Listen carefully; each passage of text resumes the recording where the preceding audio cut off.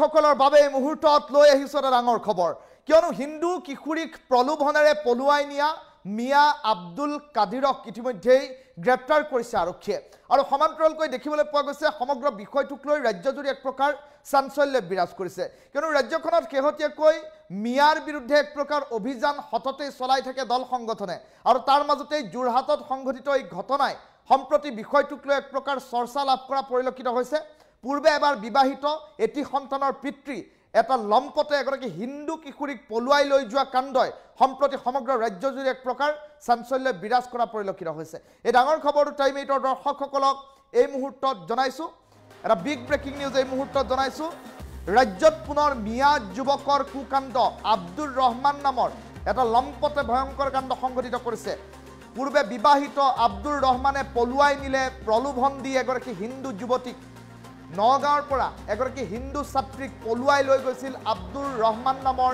এটা লম্পতে যোৰহাটৰ এখন বিদ্যালয়ত অধ্যয়ন কৰি আছিল ছাত্ৰীগৰাকীয়ে আৰু 5 ছেপ্টেম্বৰ শিক্ষক দিৱসৰ দিনটোতেই এই ভয়ংকৰ ঘটনা আব্দুৰ ৰহমান নামৰ লোকজনে সংঘটিত কৰিলে আৰু বিবাহিত আব্দুৰ ৰহমানে এই ভয়ংকৰ কাণ্ড সংঘটিত কৰাৰ পাছত যোৰহাট আৰক্ষীয়ে ধাৰাবাহিকভাৱে অভিযান চলাই আব্দুৰ ৰহমানক ইতিমধ্যে গ্ৰেপ্তাৰ কৰাৰ বাতৰি আহি পৰিছে মিয়া বিৰোধী অভিযানৰ মাজতে সংঘটিত এই কাণ্ডক লৈ এতিয়া তীব্ৰ প্ৰতিক্ৰিয়াৰ সৃষ্টি হৈছে ৰাজ্যজুৰি বিশ্বাস আহি পৰিছে টাইম 8 ৰ দৰ্শকসকলক এই মুহূৰ্তত যোৰহাট আৰক্ষীয়ে গ্ৰেপ্তাৰ কৰি আব্দুৰ ৰহমানক লৈ অহাৰ দৃশ্যাংশ দেখুৱাইছো আৰু লৈ অহাৰ বাটতে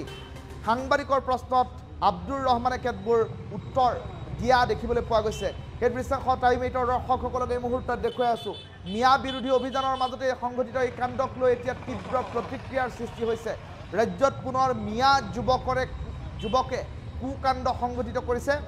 বিবাহিত আব্দুৰ ৰহমানে পূৰ্বে এবাৰ বিবাহিত আব্দুৰ ৰহমানৰ পূৰ্বৰ পত্নীৰ এটা সন্তানো আছে আৰু সেই এটা সন্তানৰ পিতৃ আব্দুৰ ৰহমানে পুনৰবাৰ এতিয়া প্ৰলোভন দি এগৰাকী হিন্দু যুৱতীক পলুৱাই লৈ যোৱাৰ বাতৰি এই মুহূৰ্তত আহি পৰিছে যি বাতৰিয়ে স্বাভাৱিকতে এতিয়া দেখিবলৈ পোৱা গৈছে সমগ্ৰ বিষয়টোক লৈ চৰ্চা আৰম্ভ হৈছে আৰু উজনি অসমত শেহতীয়াকৈ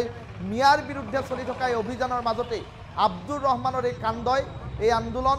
অথবা এই বিষয়টোক আৰু অধিক ইন্ধন যোগোৱা পৰিলক্ষিত হৈছে সেই দৃশ্যাংশ টাইম 8 ৰ দৰ্শকসকলক এই মুহূৰ্তত দেখুৱাইছো এম্বিয়েন্সৰ সহায়ত যদি আমি বাওফলৰ দৃশ্যাংশটো দেখুৱাই দেখিব পাৰোঁ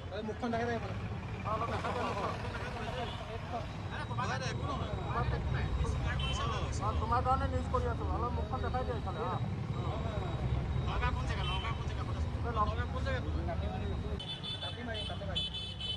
মুখখন দেখাই দিয়া ইফালে অলপ দেখাই দিয়া ডাঙৰ খবৰ টাইম 8 ৰ দৰ্শকসকলক এই মুহূৰ্তত জনাই আছো দৃশ্যাংশ দেখুৱাই আছে দৃশ্যাংশ দেখিলে সহজে অনুমান কৰিব পাৰিব যে যোৰহাটত 5 ছেপ্টেম্বৰ শিক্ষক দিৱসৰ দিনটোত সংঘটিত কৰা এই কাণ্ড আব্দুৰ ৰহমান নামৰ এইটো লম্পতে সংঘটিত কৰিছিল এগৰাকী হিন্দু কিশোৰীক প্ৰলোভনেৰে পৰিচয় লুকুৱাই পলুৱাই নিছিল এইটো আব্দুৰ ৰহমানে আৰু তাৰ পাছতে সমগ্ৰ বিষয়টোক লৈ এক প্ৰকাৰ চৰ্চা চলিল যোৰহাট আৰক্ষীয়ে ধাৰাবাহিকভাৱে 5 ছেপ্টেম্বৰ দিনটোৰ পৰাই অভিযান আৰম্ভ কৰিছিল আৰু ইতিমধ্যে আৰক্ষীৰ জালত পৰিছে আব্দুৰ ৰহমান নামৰ এইটো লম্পট আৰু ৰাজ্যত পুনৰ মিয়া যুৱকৰ কুকাণ্ড কিয়নো শেহতীয়াকৈ উজনি অসমত দেখিবলৈ পোৱা গৈছে মিয়াৰ বিৰুদ্ধে এক প্ৰকাৰ অভিযান বিভিন্ন দল সংগঠনে বিভিন্ন সময়ত অব্যাহত ৰাখিছে মিয়াৰ বিৰুদ্ধে প্ৰতিবাদ অব্যাহত ৰাখিছে আৰু তেনে পৰিপ্ৰেক্ষিতত মিয়াৰ বিৰুদ্ধে প্ৰতিবাদ অব্যাহত ৰখাৰ সময়ছোৱাতেই এতিয়া এগৰাকী মুছলমান যুৱক আব্দুৰ ৰহমানে এগৰাকী হিন্দু কিশোৰীক পলুৱাই লৈ গ'ল পূৰ্বতে এবাৰ বিবাহিত এটি সন্তানৰ পিতৃ পূৰ্ব পত্নীৰ এটি সন্তানো আছে তেনে পৰিপ্ৰেক্ষিতত আব্দুৰ ৰহমান নামৰ এইজন যুৱকে কৰা এই কাণ্ডক লৈ সম্প্ৰতি দেখিবলৈ পোৱা গৈছে এক প্ৰকাৰ চৰ্চা চলিছে আৰু তাৰ মাজতে আৰক্ষীয়ে বিচাৰি গ্ৰেপ্তাৰ কৰা আব্দুৰ ৰহমানক লৈও এতিয়া বিভিন্নজনে প্ৰশ্ন উত্থাপন কৰা পৰিলক্ষিত হৈছে আজিৰ দিনটোত যোৰহাট আৰক্ষীয়ে আৰক্ষী থানাৰ ভিতৰৰ পৰা স্বাস্থ্য পৰীক্ষাৰ বাবে আব্দুৰ ৰহমানক লৈ যাওঁতে সাংবাদিকে কেতবোৰ প্ৰশ্ন উত্থাপন কৰিছিল কিয় আব্দুৰ ৰহমানে এই কাণ্ড সংঘটিত কৰিছিল সকলো ধৰণৰ প্ৰশ্নৰ উত্তৰ যেতিয়া সাংবাদিকে বিচাৰিছিল তেতিয়া আব্দুৰ ৰহমানে কেতবোৰ মন্তব্য কৰিছিল সেই মন্তব্যই মুহূৰ্তত প্ৰথমে টাইম 8 ৰ দৰ্শকসকলক শুনাই লৈছো ছোৱালী স্কুল স্কুলৰ পৰা ওলাই আহিছিল মোৰ লগত তাৰপিছত ঘৰত গম পালে তাৰ মাকে বোলে কিবা কিবি হেৰি কৰিছে মোক ঘৰত নাহিবি হেন তেন কিবা কৈ পেলাই ছোৱালীক কৈছে তই আৰু ঘৰত নাহিবি তাৰপিছত ছোৱালী এতিয়া মই ইয়াত থৈও যাব নোৱাৰো কিবা এটা হৈ গ'লেতো পিছত মোৰ ওপৰতে আহিব 2022 পৰা মোৰ ঘৰ নগাঁও কথা নাই ছোৱালী স্কুলৰ পৰা ওলাই আহিছিল মোৰ লগত তাৰপিছত